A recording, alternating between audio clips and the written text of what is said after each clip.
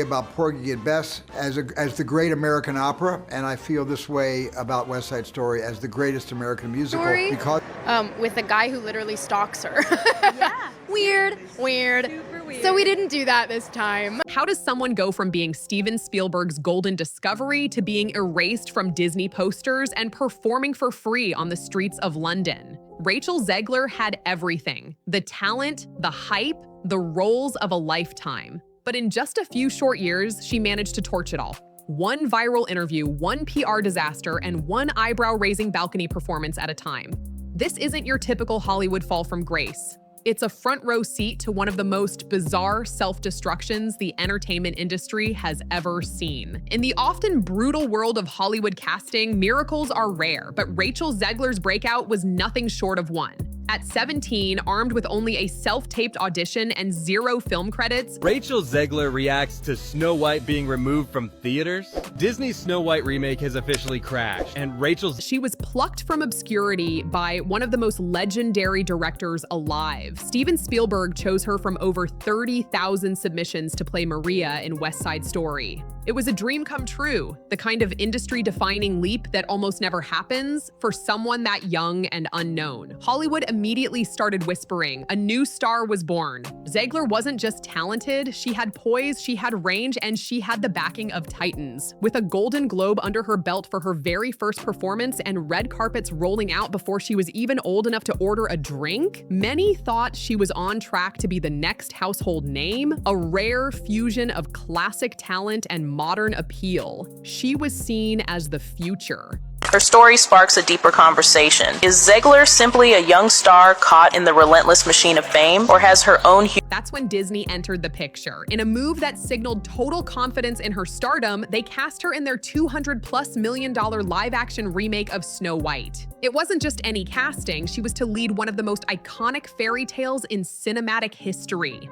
The studio rolled out the red carpet. Press tours, interviews, fanfare, tie-in merchandise, it was all lining up. Disney was betting big, hoping Zegler would become the next generation's princess and box office draw. But here's where the fairy tale started to crack. Rachel Zegler didn't step into the role with the reverence that many fans expected. Instead, she began redefining the narrative. She openly criticized the original film. She dismissed its romantic elements as outdated. Rachel Zegler breaks down as Snow White bombs on streaming charts.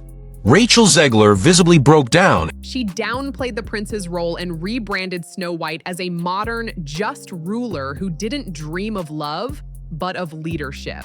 At first, this approach seemed like the expected Hollywood attempt to modernize a classic. But as Rachel doubled down in interviews, something shifted. Her words didn't just challenge the story, they began to feel dismissive of the source material and the fans who loved it. And for the first time, the Golden Girls started drawing backlash. This was no longer just about a bold actress with a fresh take. It was the start of a public unraveling, and fans, critics, and studios alike started paying attention. Because when you go from being Spielberg's golden child to fronting Disney's biggest remake, and then start casually rewriting the very legacy that gave you that spotlight. We're talking yet again about another Disney remake. No. Now, a few weeks ago, pictures from the new People start to wonder, was this brilliance or arrogance in disguise? It didn't take long for Rachel Zegler's reputation to shift from Hollywood's rising star to one of the most polarizing figures in the industry. And the irony? It all started with a role most actresses would dream of, playing Snow White in Disney's multi-million-dollar live-action remake. This should have been her defining moment, the coronation of a newcomer into the Hollywood elite. But instead of honoring the crown, Rachel tried to redesign it, publicly, unapologetically, and without a hint of restraint. In one interview after another, Rachel dismissed the original 1937 classic that had charmed generations. Rachel Zegler reacts to Snow White being removed from theaters. Disney's Snow White remake has officially crashed, and She called the prince a stalker. She said the love story was weird. She insisted her version of Snow White didn't need saving and wasn't dreaming of romance, but of leadership. At first, some viewers chalked it up to a fresh take, but as the interviews continued, it became clear. Rachel wasn't just reimagining a role, she was rejecting the entire legacy behind it. And she wasn't subtle. She smirked during red carpet Q&As, criticized the story's origins, and talked down to fans who voiced concern. Instead of drawing audiences in, she pushed them away, weaponizing her platform to lecture rather than inspire. The backlash was swift. Social media erupted. Hashtags like #NotMySnowWhite and #BoycottDisney started trending. We're talking yet again about another Disney remake. No. Now, a few weeks ago, pictures from the new On YouTube, compilations of her worst moments racked up millions of views. Forums and reaction channels dissected every eyebrow raise and snide remark. People weren't just disappointed, they felt betrayed. And after all, Disney had poured over $200 million into this remake. Families wanted nostalgia, fans wanted magic. Instead, they got press interviews that sounded more like sociology lectures than fairy tale promotions. But what made it worse? Rachel didn't seem to care. She stood firm in her messaging. No apologies, no clarification, just more sound bites, more headlines, and a growing sense of disconnect between her and the very audience she was supposed to win over. It wasn't empowerment, it was arrogance. And in a world where public goodwill is currency, Rachel was already bankrupt. But to overwrite them. And audiences are pushing back, hard.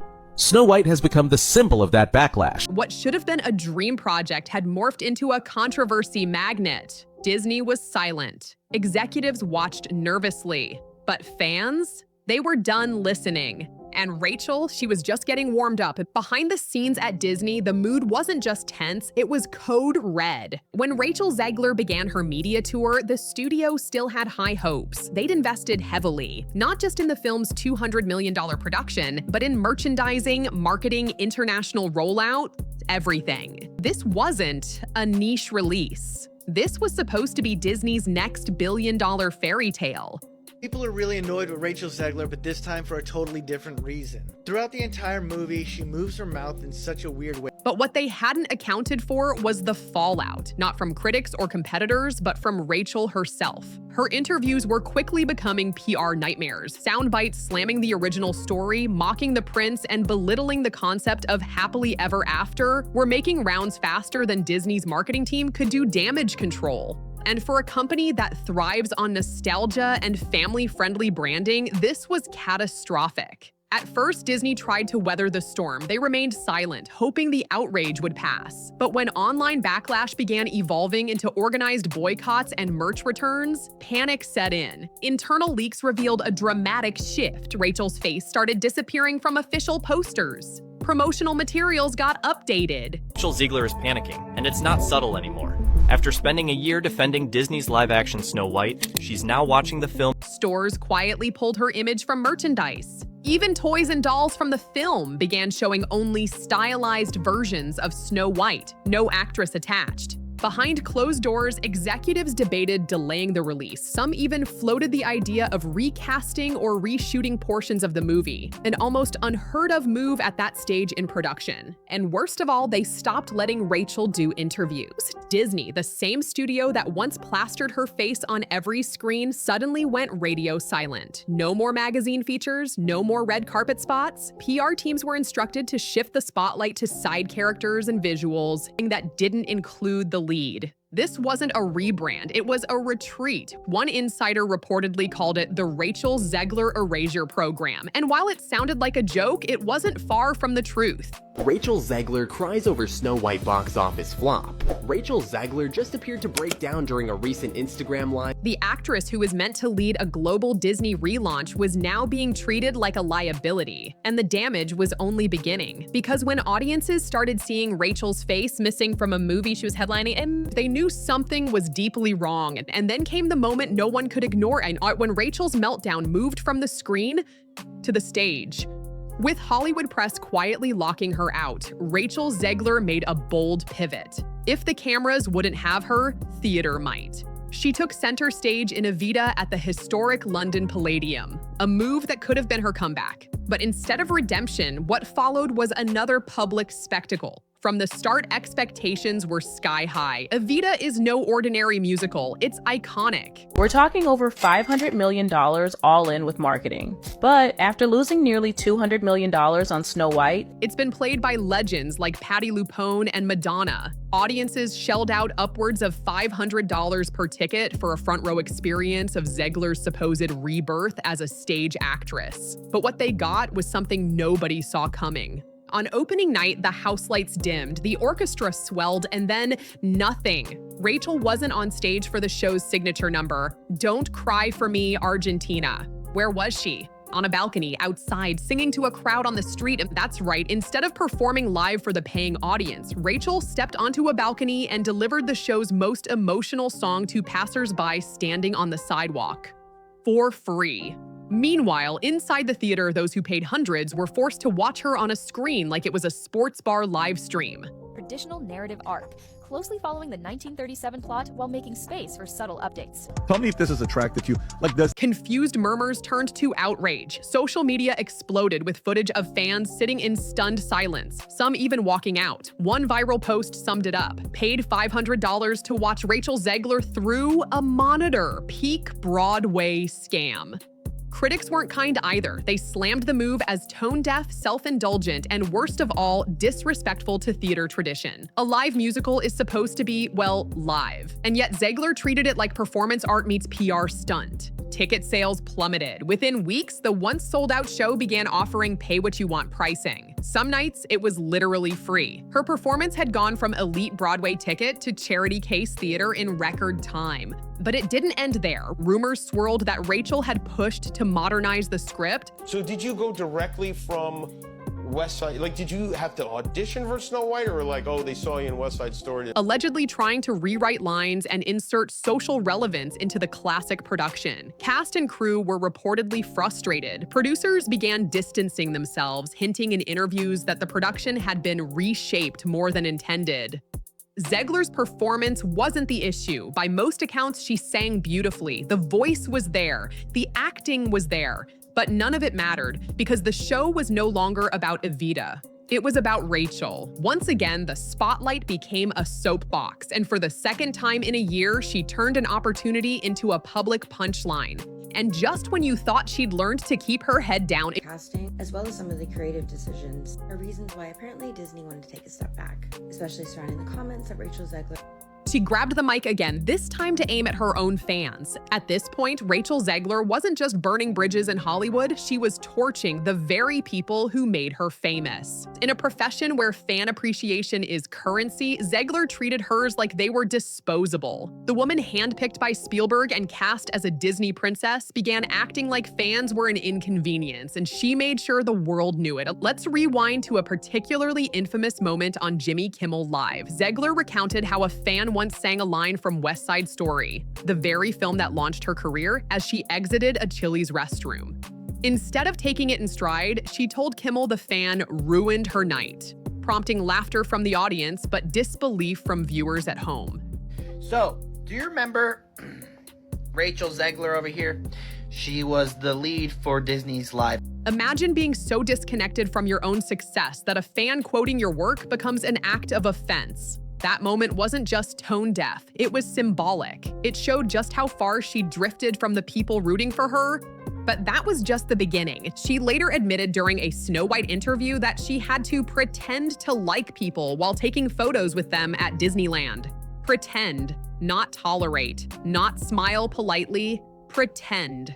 This wasn't an offhand, it was a full confession of contempt, broadcast to an audience that included those same families lining up to see her movie. And the backlash, immediate and brutal. Reddit threads exploded. Fan accounts began deleting posts. Longtime supporters, especially from her West Side Story days. To everyone who hates when I win, I can only hope that despite my flaws, that at every premiere and every publicly stated they felt embarrassed to have supported her. Hashtags like #NotMySnowWhite and #ZeglerOut trended repeatedly. And it wasn't just the tone, it was the timing. Zegler's career was already wobbling after the Snow White press tour disaster. But instead of damage control, she doubled down, delivering sound bites that mocked the very fan base Disney relied on to recoup their $200 million investment. The irony, this all came during a promotional cycle for a character literally built on kindness, humility, and grace. Zegler's version of Snow White may have wielded power, but off-screen, she wielded bitterness. In one particularly viral moment, she called love stories outdated and said the prince in the original Snow White was a stalker. Rachel Zegler isn't going to tuck her tail and hide. The West Side Story star responded to the backlash she is receiving for the Snow White. Disney fans, especially women who grew up idolizing the romantic ideals of classic fairy tales, didn't just reject this version, they were offended by it. She didn't just modernize Snow White, she mocked it, and by extension, she mocked the people who loved it. It was clear Rachel Zegler didn't want fans, she wanted followers, people who applauded her ideas, praised her performances, but never challenged her behavior. Anyone who asked questions or disagreed, dismissed, ridiculed, blocked, and when those people walked away, she didn't ask why, she blamed them. By now, Rachel Zegler had stirred up enough controversy to send even the most forgiving PR teams into panic mode. But while fans were publicly calling her out, Disney took a different approach, one far more calculated. Rachel Zegler is begging you to like her again. I never want it to come off as me being ungrateful for the opportunity. And way more brutal. They didn't issue statements, they didn't confront the chaos head on. Instead, Disney, the same studio that once bet $250 million on her face, began quietly erasing her. It started with the merchandise. Suddenly, posters that once showcased Zegler's Snow White were mysteriously altered. Promotional materials became Snow White themed, with no actual Snow White. Her image vanished from stores, ads, and social feeds, replaced by generic logos and stock animation. This wasn't a marketing adjustment. It was a surgical removal. Then came the trailer situation. Internally, reports surfaced that Disney was testing 2 versions of future trailers. The original cartoon came out in 1937, and very evidently so. There's a big focus on her. One that included Zegler's name and face, and one that didn't. The result? The version without her outperformed the other in audience response. That's not just bad news, and that's nuclear. In Hollywood, when your name drives people away, you're not just toxic, you're radioactive. And the most telling move, Disney delayed the entire Snow White film. Originally scheduled for release much sooner, it was quietly pushed back a full year, an unprecedented move for a studio that plans its releases down to the day. Sources say the delay wasn't due to post-production issues. It was to give the studio time to rethink everything. From the marketing strategy to how much of Rachel Zegler they could trim from the final cut. You heard that right. They were allegedly re-editing the movie to minimize her role. Please? For which movie?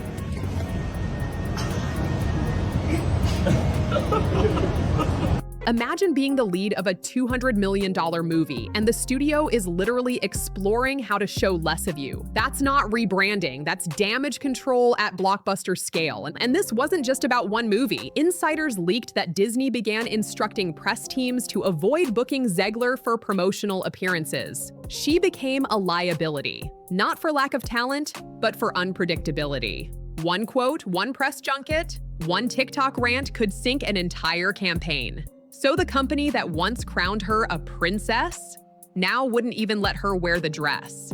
From every angle, the message was clear. Disney was done, not publicly, not dramatically, but permanently. It's rare for a studio to walk away from a major star without a scandal, without a lawsuit, and without saying a word. Okay, I'm not going crazy.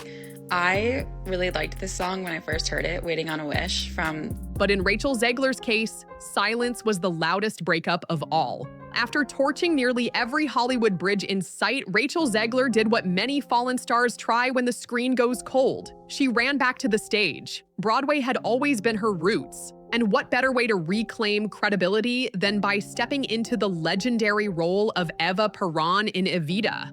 But instead of redemption, what followed was another unraveling, this time live and in front of paying audiences. From the start, the buzz was intense. Zegler's casting was polarizing, with theater purists skeptical and industry insiders hopeful. Tickets launched at jaw-dropping prices, some as high as $500. This wasn't just a comeback, it was a spectacle. And if you remember, Rachel Zegler trashed the original and went on some like woke rant until it became a spectacle for all the wrong reasons. In one of the most bizarre stunts Broadway has seen in years, Zegler performed the show's biggest number, Don't Cry for Me, Argentina, not on stage, but from a balcony outside the theater. And while tourists on the sidewalk got a free concert, actual paying guests were left staring at a grainy screen inside like it was a karaoke bar live stream. You read that right, $500 tickets for a live feed. The backlash was instant. Social media lit up with outrage. Is this theater or TikTok? Fans mocked. Memes exploded. One viral post said, just paid $500 to watch Rachel Zegler perform from a rooftop like a medieval announcement. Another simply read, Broadway scam of the year. How do you feel about the whole Snow White thing and not hiring LPs to do the job? Yeah, let's go. Let's go. Wait, but this wasn't just a PR fumble. It was a tipping point because no matter how talented she was vocally, and critics admitted she was vocally solid, the gimmick overshadowed the performance. And the goodwill she so desperately needed, gone. Vanished like her Disney posters.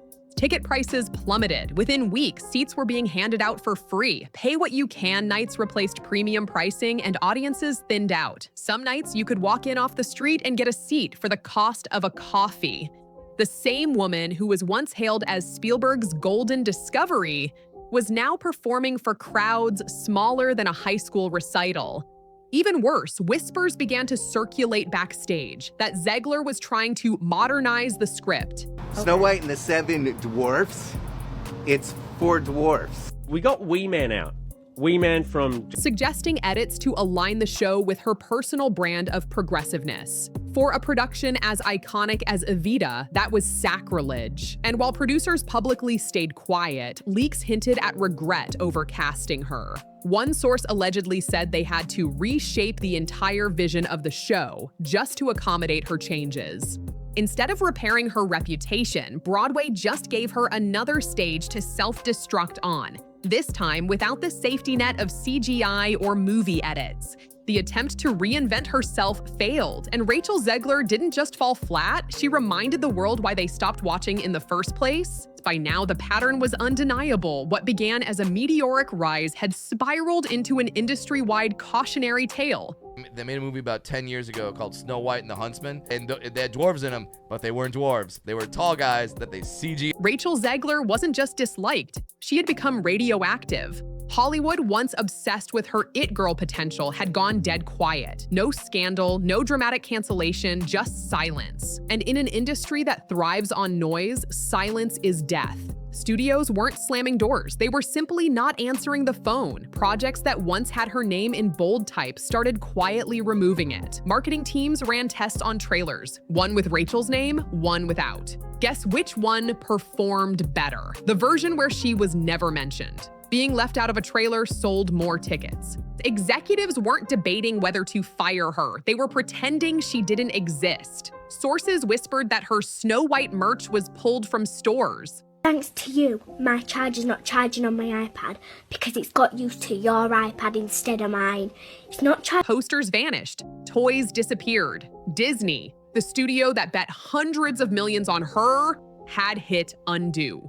And still, Rachel didn't seem to grasp what had happened. She showed up to interviews acting like the backlash was some kind of coordinated attack rather than a years-long self-authored decline. She wasn't just boxed out of Hollywood, she was ausgezeigt. She was blacklisted by public opinion. Even potential comeback projects like The Sound of Music were met with groans before they were even officially confirmed. No trailers, no press. And already, fans were preparing for disaster. When audiences dread your face before the poster drops, you've crossed a line few ever return from.